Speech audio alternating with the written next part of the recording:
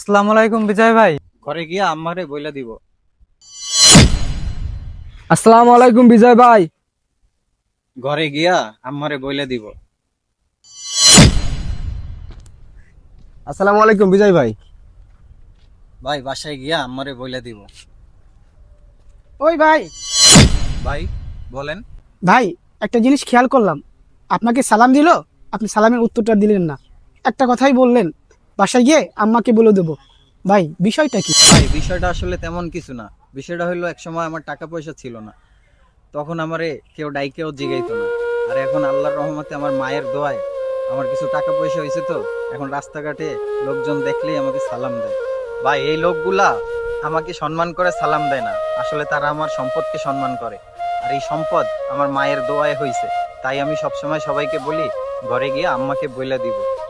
আর ওই আম্মার দোয়াই তো আমার এত সম্পদ দিছে আল্লাহ। আর এই জন্যই আমি মাকে সবসময় বাসায় গিয়ে বলি, মা আজকে তোমার দোয়ার জন্য মানুষ আমাকে রাস্তায় পাইলে সম্মান করে।